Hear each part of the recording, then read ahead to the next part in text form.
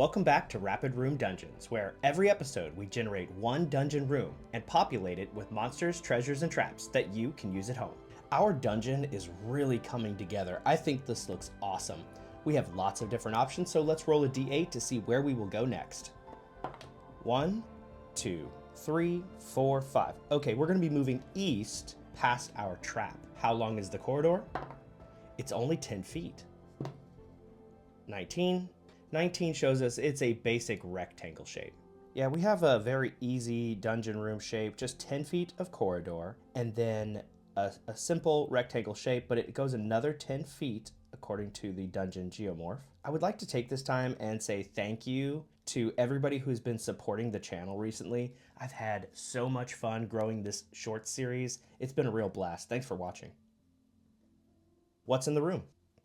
A solo monster. Now we're going to roll 2d6, a blue and a green.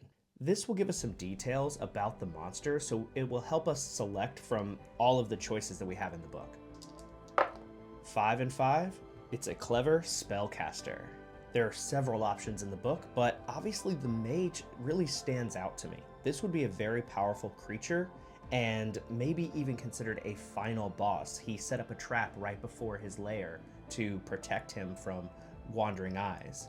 Now, just because he's super powerful and he's in the dungeon doesn't mean your players have to fight him. There's always the reaction roll. Your players can be clever and try to manipulate him, use the other factions inside the dungeon to assault him, maybe just work with the mage. Your players' choices and the reaction roll of the dice are going to dictate the story.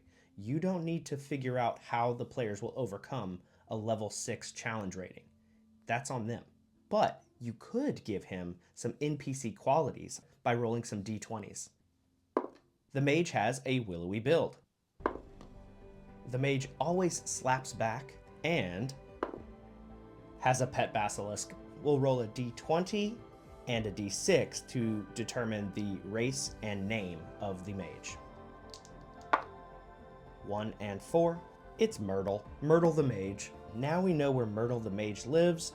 We're going to go ahead and define each of the dungeon tiles. We like to use a smaller marker head. 005 is pretty good for this. Cracks in texture with 003.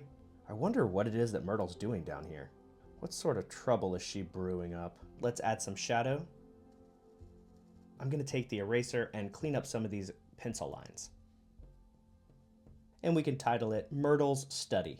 Thank you for watching Rapid Room Dungeons. If you have an idea for a title for this dungeon, could you please leave it in the comments below?